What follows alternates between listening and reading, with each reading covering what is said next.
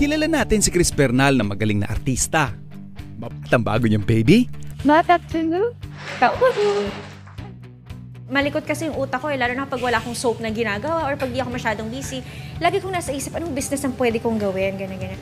So, naisip ko, alam mo naman, lagi akong into food business. So, naisip ko mag-come up ng Filipino restaurant showcasing the Filipino craftsmen. Gusto ko, pag pumunta yung mga tao dito, parang, uy, ang tagal ko nang di nakain to Parang, subukan ko nga ulit, na-miss ko to sa probinsya ko lang to na nakakain Yun yung gusto kong maiwan sa kanila.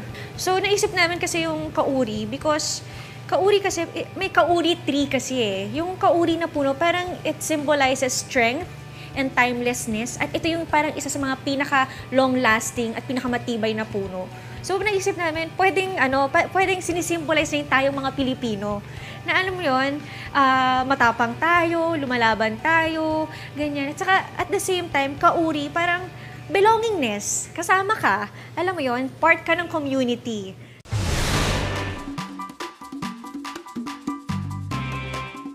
Ayan, at dito na tayo sa favorite part ko, ang kumain. At kasama ko syempre si Chef King.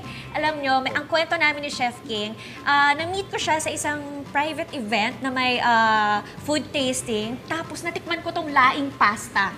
Sabi ko, sinong gumawa nito? And then pinakilala sa akin si Chef King. And then doon ko siya di-discover. Tapos sabi ko, halika nga, gawa nga tayo ng restaurant na parang international cuisine with Filipino twist. So anyway, pag-usapan natin laing pasta. Excited na ako kasi favorite ko talaga to. Ito talagang nagpa-oo sa akin para gawin tong kauri. Laing, sinasama natin siya sa rice. Nilagyan namin ng twist.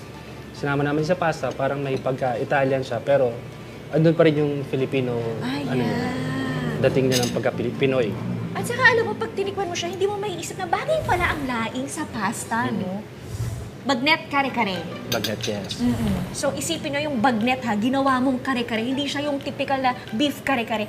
Ito kasi parang siyang normal na sinuserve sa atin pag may mga feast. So, why not ihalo natin lahat ng mga ingredients sa isang bowl, sa rice bowl. So, para ma-enjoy. So, habang tinitikman natin siya, para natin naalala yung family bonding natin. Totoo yan. Kasi pag sa mga handaan, lagi talagang may kare-kare, di ba? Tapos, usually, di ba, chef, ang kare-kare masabaw. Pero itong atin, hindi siya ganun kasabaw, no? Yung tamang sauce lang siya. Tamang sauce lang. At saka, proud ako dun sa ginagawa naming mga bagnet kasi very crispy yet ang tender niya. Yes. Naku, isa pang gustong-gusto ko, chef, itong crispy pata. Naku, mataas ang standards ko sa crispy pata kasi gusto ko yung balat. Talagang very crispy. Yung ano niya, yung meat, no? Yung ang lambot-lambot. Dapat talaga, slow cook lang talaga siya. Yun yung sekreto din. And yung final niya, bago siya i-fry, kailangan dry. So, mawala yung moisture ng skin para mas malutong yung Sobrang crispy. So actually, ito namang baby squid, ang nagustuhan ko dito, sobrang lambot ng squid natin. Ito parang nagme-melt yung squid. So, sobrang lambot. Parang appetizer siya. So, meron siyang bread. So, pwede mo siyang spread. Tapos, meron din siyang garlic confit. Ang lambot yung squid, chef. Ko-complement yung garlic, no? Okay, meron tayong sushi platter dito. Pero wait lang, iba yung toppings niya. Yung sushi platter natin, ito may bopis.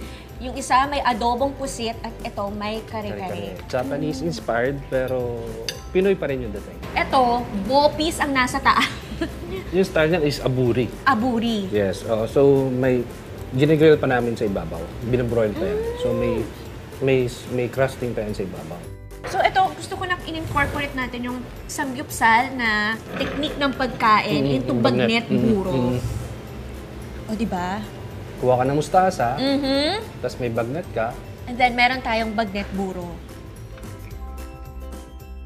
Pero in fairness, kasi alam mo, minsan lang ako makakita sa menu na may buro talaga.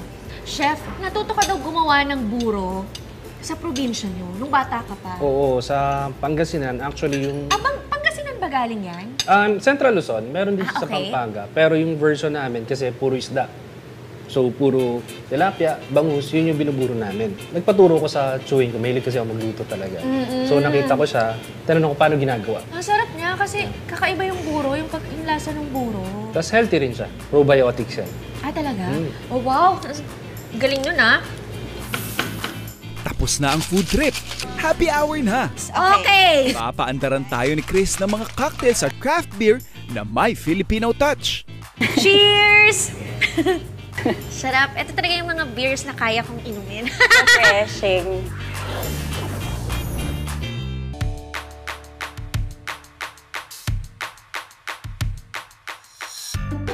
Siyempre, hindi lang masarap ang pagkain namin. Masaya din dito ang happy hour. Woo! So, ito na nga pinapakilala ko sa inyo. Our mixologist, Jana. Ang ganda, di ba? Actually, doon ko na-meet si Jana. Gandang-ganda ako sa kanya. Ito yun, kami ng asawa ko, pumunta kami sa Speakeasy bar niya.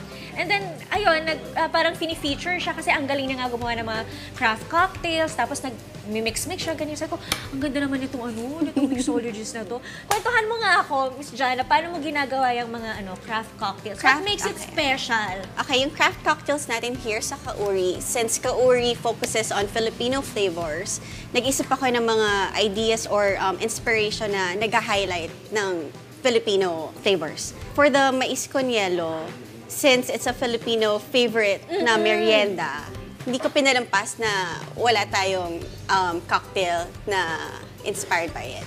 Alright, got it. Okay. Perfect. Pour mo lang here. Okay. Tapos tap para mag-close. And then do the honors, Miss Ano Chris. gagawin Shake ko? it. Hold it here para mas Parang hindi bagay sa here. akin eh. And then the other hand here. Okay, tapos? And then Ganyan. long shake, yes. Taray! Pwede ko na maging sideline to Pour mo siya dun sa ready natin, glass with ice. May ganito pa pala siya. Yes. O, diba? Ikaw na bahala kung papaano mo i-design. Mag-dash ka ng cinnamon to add more Cinnamon. depth of flavor. Ano to? Ganun ba kadami?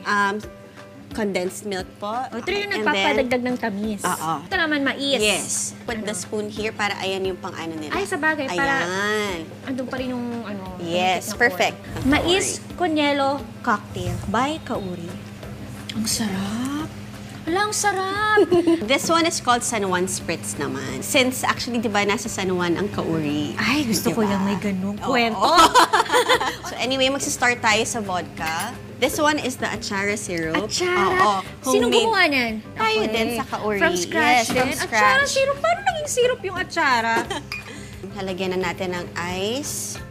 Naglagay ako ng chili tincture. Actually, ito... Chili? Yes, Tincture? chili tincture.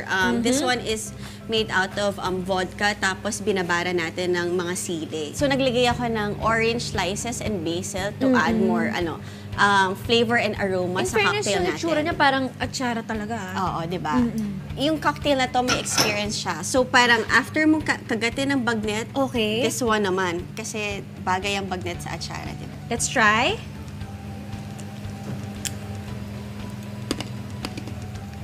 Ang sarap. In fairness sa kanya, nalasahan ko yung atsara, pero hindi nga siya yung maasim na atsara. Yeah, cute. Ang galing! Paano nagkaroon? Saka alam mo, bagay talaga yung bagnet kasi ito, medyo maalat-alat naman. Yes. So, nag-combine yung mga flavors. Next time, ako na yung makikita nyo dito, babartender. Wow!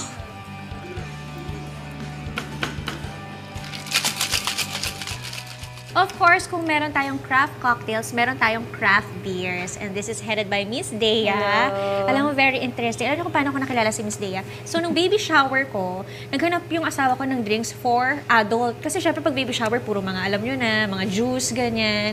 So, sabi niya, paano naman kami mga adult, saka mga lalaki, ano mga drinks namin? So, naghanap ako ng mobile bar, ng craft beers. Ayan, nahanap ko si Jade's Temple. Actually, what's different about our craft beer is we are also promoting yung local ingredients. So, very Filipino siya. So, in line talaga siya with Kauri. So, nagmamatch yung flavors ni Jade's Temple sa mga food and cocktails ni Kauri talaga. Sometimes, yung ingredients ng Philippines is parang na-overlook ng other people. When I had this business, I wanted to promote also yung ingredients ng Philippines. So, ayan, very nostalgic yung mga flavors na to for me, but at the same time, it's also promoting our agriculture. Favorite ko tong mango lager kasi lasang-lasa mo rin yung tamis ng mangga na hindi na-overpower din naman yung beer. So, ito yung mango lager. Yung mga pagkain namin kasi, ginawa din siya para bagayan yung mga craft beers namin. So, maganda rin combination yung mango lager natin with tinapa pizza. Sarap. Ito talaga yung mga beers na kaya kong inumin. Refreshing. Ang sarap ng pizza natin. This one is IPA. So yung IPA. IPA actually is parang usually mga craft beers known for their IPA. Parang naging flagship na siya ng mga brewers eh. So ito yung IPA natin. And usually mga savory food, yun yung bagay sa IPA natin.